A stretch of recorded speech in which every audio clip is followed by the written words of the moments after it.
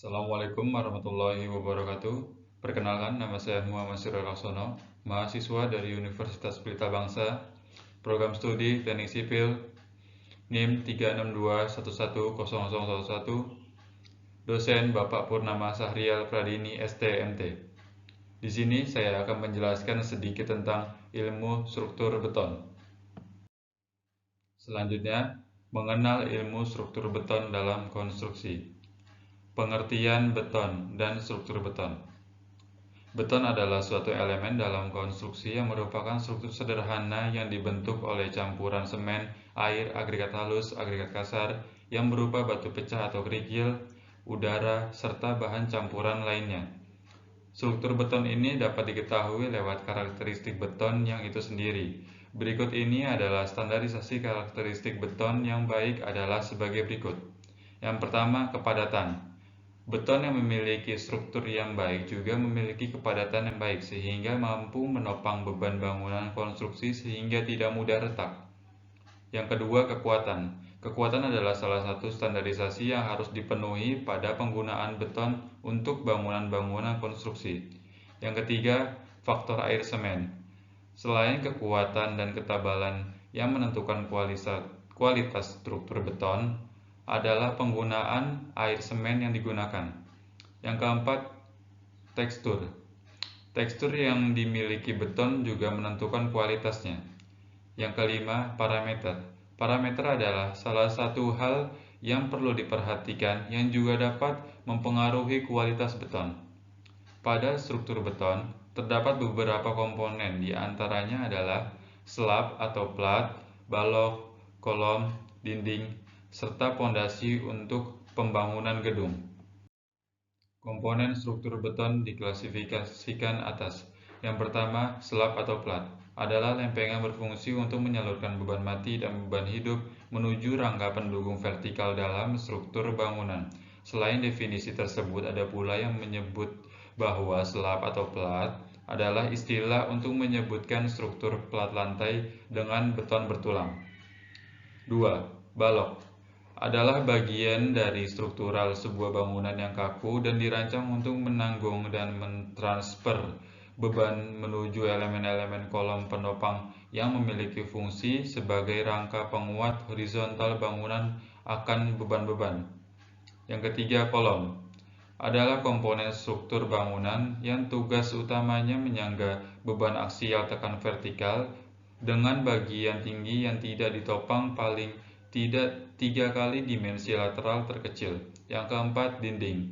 Dinding merupakan salah satu elemen bangunan yang dipasang secara vertikal yang berfungsi memisahkan ruang dalam dan ruang luar serta membentuk ruangan.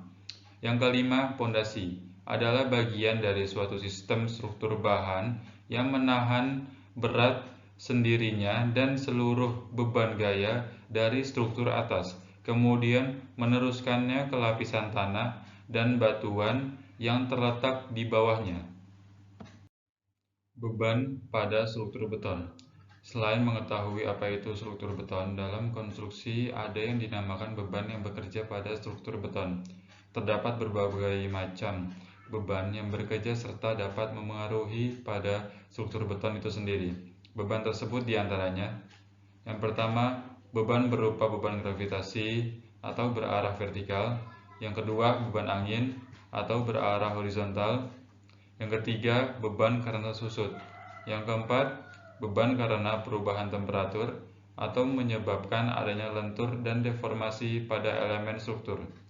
Hal yang perlu Anda ketahui selanjutnya mengenai beban pada struktur beton adalah jika bebannya bertambah, maka pada balok beresiko jika deformasi dan regangan tambahan. Akibatnya akan terjadi bertambahnya retak, lentur di sepanjang bentang balok. Selain itu, jika beban semakin bertambah, pada akhirnya dapat terjadi keruntuhan elemen struktur. Keruntuhan tersebut dapat terjadi pada saat beban luarnya mencapai kapasitas elemen pada konstruksi bangunan. Keruntuhan dapat terjadi pada beton secara mendadak. Hal tersebut dikarenakan material yang satu ini merupakan material yang getas. Oleh sebab itu, nyaris semua peraturan perencanaan merekomendasikan perencanaan balok dengan tulangan untuk memberikan peringatan yang cukup. Misalnya, seperti defleksi yang berlebihan sebelum terjadinya keruntuhan. Sementara itu, untuk balok sendiri, terdapat peraturan ACI yang membatasi tulangan maksimum baja sampai 75% dari yang diperlukan. Selanjutnya, terdapat 3 jenis bentuk penampang balok, di antaranya yang pertama, balok tulangan tunggal, yang hanya mempunyai tulangan tarik saja. Yang kedua, balok tulangan ganda, mempunyai tulangan tarik dan tulangan ganda. Cara perhitungan kapasitas momen atau lentur balok dari berbagai kondisi dapat dihitung beberapa cara, yaitu tulangan tarik dan tekan leleh, tulangan tarik leleh, tulangan tekan tidak, tulangan tarik tidak leleh, tulangan tekan leleh, serta tulangan tarik dan tekan tidak leleh. Yang ketiga, balok T. Jenis balok ini memiliki bentuk penampang balok yang tidak berbentuk segi empat. Balok ini yang paling sering digunakan karena slab pada umumnya dicor secara monolit dengan baloknya. Sekian dan terima kasih untuk video ini yang saya buat. Mohon maaf apabila ada salah-salah kata atau pengucapan kata. Wassalamualaikum warahmatullahi wabarakatuh.